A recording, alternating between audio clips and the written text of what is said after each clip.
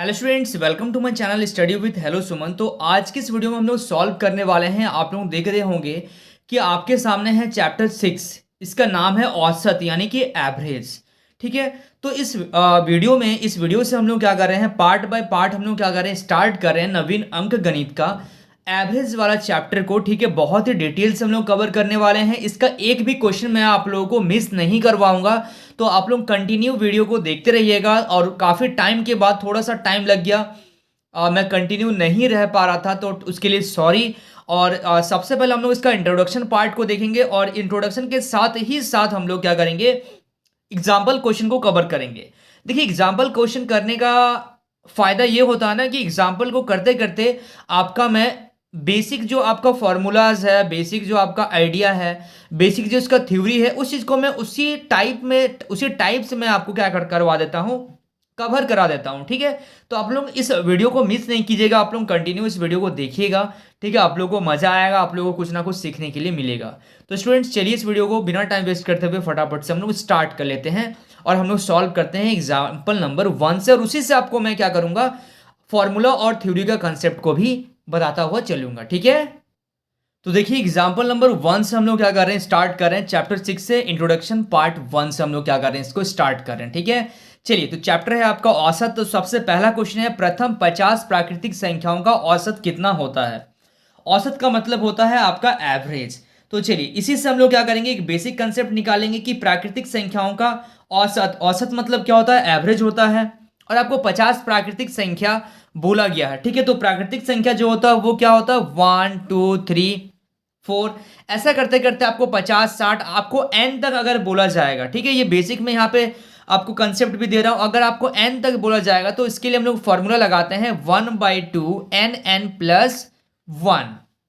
ठीक है। एन क्या है, एन आपका नंबर है। जैसे अभी आपको दिया गया है क्वेश्चन में, आपको बोला गया है कि 50 प्राकृतिक संख्याओं का औसत कितना होगा। तो हम लोग 1 2 3 प्लस डैश डैश करते करते कहाँ तक जाएंगे, हम लोग 50 तक जाएंगे। ठीक है। तो यानी कि एन का वैल्यू कितना हो गया, यहाँ पे एन का वैल्यू हो गया आपका 50। तो 1/2 इंटू एन कितना है, एन है आपका 50 इंटू एन प्लस 1 यानी कि 50 प्लस 1। ठीक है। तो यहां पे देखिएगा 1/2 इंटू 50 प्लस 1 कितना हो गया, 51 हो गया। 2 1 जा 2, ये हो गया, आपको कैंसिल कर दीजिए 25 टाइम्स में 25 इंटू 51। ठीक है। 25 इंटू 51 कीजिएगा तो आपका आ जाएगा 1275। ये तो आ गया आपका 50 प्राकृतिक संख्याओं का योग आ गया। अब आपको इसका एवरेज निकालना है। तो एवरेज निकालने का क्या फॉर्मूला हम लोग लगाएंगे, एवरेज निकालने का फॉर्मूला होता है, यानी कि हम लोग फॉर्मूला लगाएंगे आपका औसत बराबर दिए गए परिणामों का योग। ठीक है, यानी कि यहां पे लिख दे रहे हैं, पहला क्वेश्चन है इसलिए मैं थोड़ा सा डिटेल बता रहा हूं। दिए गए परिमाणों का योग, ठीक है, बटा क्या हो जाएगा आपका, बटा हो जाएगा आपका परिमाणों की संख्या। ठीक है। तो इसका मतलब क्या है, इसका मतलब ये हुआ कि दिए गए परिमाणों का योग कितना आया, 1275। और परिणामों की संख्या कितना है, आपको कितना प्राकृतिक संख्या बोला गया था, आपको बोला गया था 50 प्राकृतिक संख्याओं का योग निकालना है। तो जब आप इसको कैंसिल कीजिएगा, ये कैंसिल हो जाएगा 25 का टेबल से, 2 बार में ये हो जाएगा आपका 51 टाइम्स, तो 51/2 यानी कि 25.5 होगा आपका फाइनल आंसर। ठीक है, समझ में आ रहा है आप लोगों को, यहां तक क्लियर हो रहा है। चलिए, इसको आप लोग नोट कीजिए। अब हम लोग चलते हैं क्वेश्चन नंबर 2 में। चलिए, सेकंड नंबर क्वेश्चन को देखिए, 60 तक की सभी विषम प्राकृतिक संख्याओं का औसत कितना होगा। तो सबसे पहले हम लोग विषम बोला गया है हम लोगों को। ठीक है, तो विषम बोला गया, इसका मतलब 1 होगा, 3 होगा, 5 होगा, ऐसा करते करते हम लोग 60 तो विषम नहीं है, तो हम लोग उससे पहले कितना ले लेंगे, 59। ठीक है। तो यहाँ पे आपको क्या दिख रहा है, यहाँ पे आपको समांतर श्रेणी जो आपने कक्षा 10 में पढ़ा होगा, ठीक है, उसका यहाँ पे कुछ कंसेप्ट लगेगा। ठीक है, समांतर श्रेणी यानी कि एपी में क्या होता है, प्रथम पद यानी कि ए होता है 1। अब हम लोग निकालते हैं सार्वअंतर यानी कि डी। तो डी निकालने का तरीका होता है आपका a2 - a1 यानी कि 3 में से 1 घटाइएगा तो आपका आ जाएगा डी आ जाएगा। और प्लस का 59 दिया गया है, यानी कि आपको nवा पद दिया गया है कितना, 59। अब समांतर श्रेणी का फॉर्मूला होता है ए एन बराबर होता है a plus n minus one into d. तो ए एन आपको दिया गया है, ठीक है, एनवा पद आपको दिया गया, सॉरी यहाँ पे ए एन लिखिएगा, एनवा पद आपको दिया गया है 59 इक्वल टू ए आपको दिया गया है कितना 1 प्लस एन तो आपको निकालना है और डी दिया गया है आपको 2। इसको आपको थोड़ा सा सॉल्व करना पड़ेगा। 59 इक्वल टू कितना हो जाएगा आपका 1 प्लस 2n, इसको मल्टीप्लाई कीजिएगा, है ना, इस 2 को एक बार n से, 2 को एक बार माइनस 2 से, तो यहाँ पे आ जाएगा आपका 59 इक्वल टू कितना हो जाएगा आपका -1 प्लस 2n, ये इधर आ जाएगा तो आपका हो जाएगा 59 प्लस का 1 इक्वल टू 2n, तो इसको ऐड कीजिएगा तो 60 इक्वल टू 2n, यानी कि 2n इक्वल टू हो जाएगा 60, तो n इक्वल टू हो जाएगा आपका 60 गुना में है, नीचे आ जाएगा तो भाग में हो जाएगा, ये आ गया आपका 30। तो n का वैल्यू कितना आ गया आपका, n का वैल्यू आ गया आपका 30, ठीक है, n का वैल्यू 30 आ गया। यानी कि हम लोगों को यहाँ से ये पता चल गया, यहाँ से देखिए साइड में मैं बता रहा हूँ, यहाँ से हम लोग को ये पता चल गया कि 1 plus 3 plus 5 plus dash dash dash करते करते हम लोग कहाँ तक जाएंगे, 30 पद तक हम लोग जाएंगे, ठीक है। तो यानी कि हम लोगों के पास क्या आ गया, 30 आ गया, 30 पद तक हम लोग क्या करेंगे, जाएंगे। और 30 पदों का, यहाँ पे 30 पदों का अगर हम लोगों को निकालना होगा योग, तो फॉर्मूला क्या होता है, देखिए ये सारे विषम संख्या है, यहाँ पे एक फॉर्मूला नोट कीजिएगा, मैं आपको यहाँ पे बता रहा हूँ फॉर्मूला, ठीक है, मैं इस पेज में, नेक्स्ट पेज में मैं आपको बता रहा हूँ, यहाँ पे मैं बता रहा हूँ, देखिएगा यहाँ पे तो n का वैल्यू कितना आ गया आपका, n का वैल्यू आ गया आपका 30, ठीक है, यहाँ पे मैं लिख रहा हूँ, ठीक है, इसको आप लोग उतार लीजिएगा, n का वैल्यू आया है 30। अब हम लोग को यहाँ से क्या पता चल गया कि ये जो होगा 1 plus 3 plus 5 plus dash dash dash करते करते कहाँ तक जाएगा, 30 तक जाएगा। ये सारे ही क्या है, ये सारे ही विषम संख्या है, 30 तक जाएगा, मतलब यहाँ पे आप इसको 30 ना लिखें, यहाँ पे आप लिखें 30 पदों तक, ठीक है। तो ये सारे ही विषम संख्या है और हम लोग जानते हैं यहाँ से प्रथम n विषम संख्याओं का, विषम प्राकृतिक संख्याओं का योग क्या होता है, n स्क्वायर होता है। यहाँ पे मैं आपको फॉर्मूला भी दे रहा हूं, ठीक है, प्रथम n विषम प्राकृतिक संख्याओं का योग, ठीक है, प्रथम n विषम प्राकृतिक संख्याओं का योग कितना हो जाएगा आपका, n स्क्वायर होगा। ये फॉर्मूला को आप लोग याद रखिएगा, ठीक है, इसको नोट में आप लोग लिख लीजिएगा। तो n स्क्वायर होता है, यानी कि टोटल n कितना है आपका 30 है, यानी कि हम लोग डायरेक्ट लिखेंगे 30 का स्क्वायर, यानी कि कितना आ गया आपका 900। अब देखिए हम लोगों को निकालना क्या है, हम लोग को निकालना है औसत, औसत निकालना है। क्वेश्चन में क्या बोला गया है, 60 तक की सभी विषम प्राकृतिक संख्याओं का औसत निकालिए। तो यहाँ पे कितना आ गया, इसका हम लोगों का जो योग आया है, यानी कि दिए गए परिणामों का कुल योग कितना है, 900 है। और कितना यहाँ पे परिणामों की संख्या बोला गया है, देखिए 60 तो बोला गया है, 60 विषम प्राकृतिक संख्या बोला गया, लेकिन 60 में से टोटल कितने विषम प्राकृतिक संख्या आ रहे हैं, 30 आ रहे हैं। ध्यान से आप लोग इसको नोट कीजिएगा, आप लोग जल्दबाजी में 60 नहीं कर दीजिएगा, 60 गलत हो जाएगा, ठीक है, 60 तक बोला गया है और 60 तक कितने विषम प्राकृतिक संख्या आ रहे हैं, 30 आ रहे हैं। ये चीज आप लोग माइंड में इसको रखिएगा, बात समझ पा रहे हैं आप लोग। चलिए तो अब देखिए ये 0 से 0 कैंसिल हो गया, 3 का टेबल से ये 3 बार में, यानी कि आंसर आ गया आपका इसका कितना, 30 आ गया। क्लियर हो रहा है आप लोगों को, एक एक चीज मैं आप लोगों को क्लियर कराऊंगा। अगर आप लोगों को कहीं पे भी डाउट होता है तो आप लोग कमेंट जरूर कीजिएगा, ठीक है। चलिए आप लोग नोट कीजिए इसको अच्छे तरीके से। अब हम लोग देखते हैं एग्जाम्पल नंबर 3। देखिए क्वेश्चन नंबर 3 को ध्यान से देखिएगा, 50 तक की सभी सम प्राकृतिक संख्याओं का औसत कितना होगा, 50 तक की सभी सम प्राकृतिक संख्याओं का औसत, ठीक है। तो अब देखिए सबसे पहले यहाँ पे सम प्राकृतिक संख्याओं का औसत आपको निकालना है, तो इसके लिए आपका फॉर्मूला मैं आपको सबसे पहले बताता हूं कि n प्रथम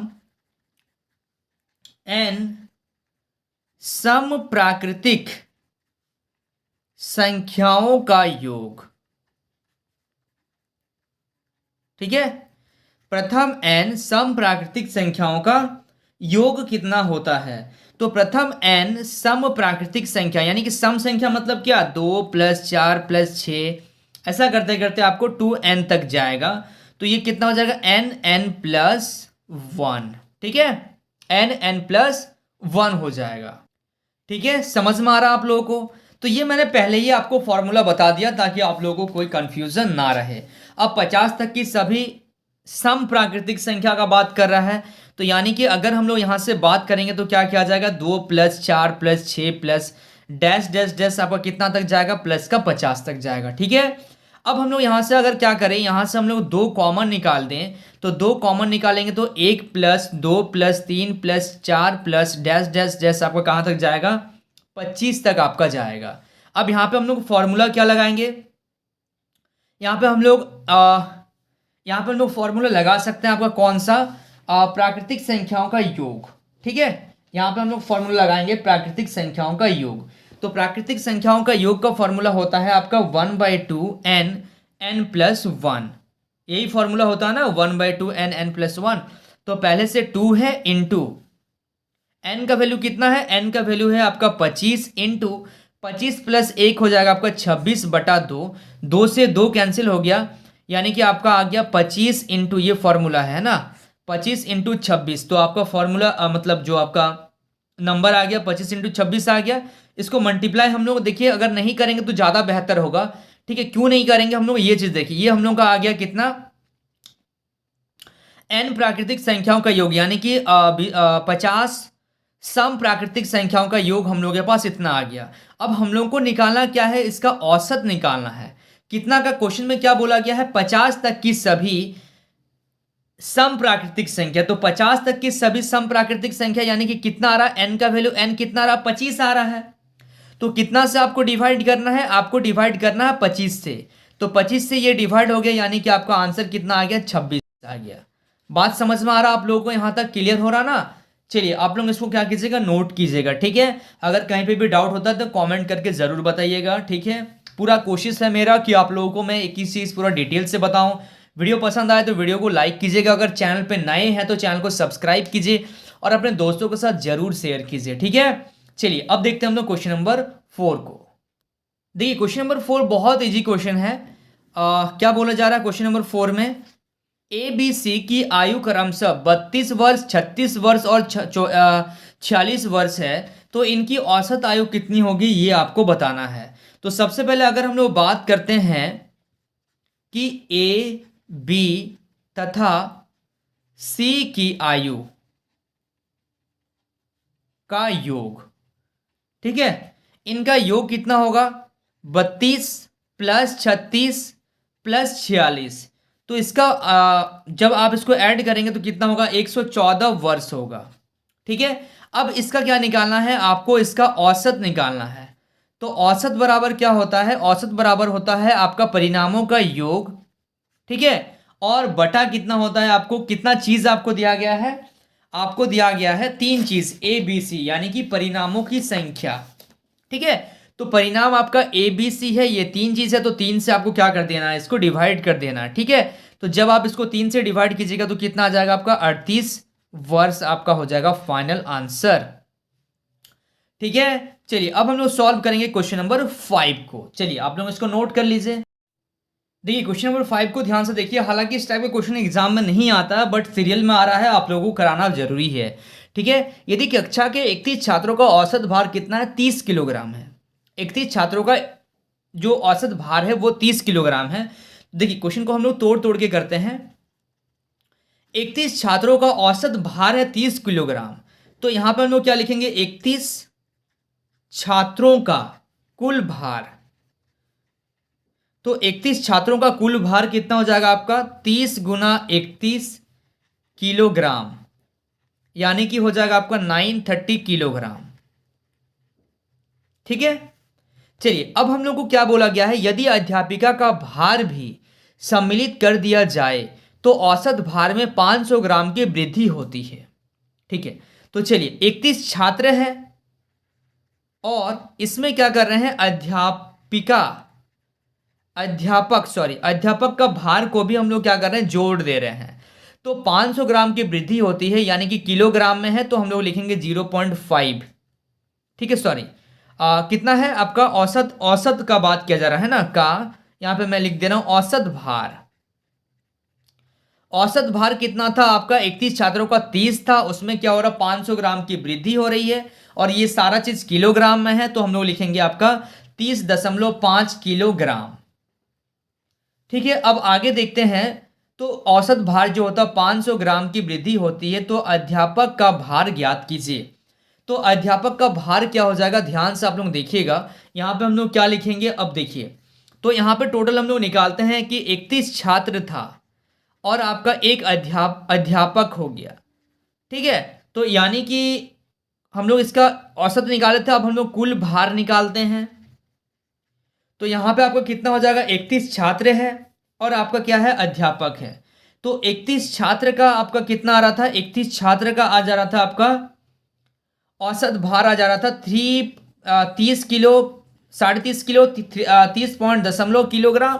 और 31 छात्र है और एक अध्यापक है, तो टोटल कितना लोग हो गए, टोटल लोग हो गए 32 जन। ठीक है, इसको मल्टीप्लाई कर दीजिएगा तो आपका 976 किलोग्राम आपका आ जाएगा। ठीक है, ये टोटल आ गया। अब हम लोग को निकालना है अध्यापक का। ठीक है, हम लोग को क्या निकालना है, हम लोग को निकालना है कि अध्यापक का भार ज्ञात कीजिए। तो अध्यापक का भार बताने के लिए हम लोग क्या करेंगे, कुल भार में से अध्यापक का भार बताने के लिए हम लोग क्या करेंगे, अध्यापक का भार बताने के लिए हम लोग कुल भार में से, देखिए अध्यापक का भार, तो कुल भार कितना है हम लोग के पास, कुल भार है 976 में से हम लोग क्या करेंगे, 31 छात्रों का कुल भार को माइनस कर देंगे। तो आपका आ जाएगा कितना, आपका आ जाएगा दोनों को माइनस करेंगे तो 46 किलोग्राम आएगा। तो 46 किलोग्राम जो हो गया, ये हो गया आपका पूरा क्या, अध्यापक का भार। बात समझ में आ रहा है कि नहीं आप लोगों को? बहुत ही सिंपल क्वेश्चन है, एक बार मैं दोबारा से बता रहा हूं।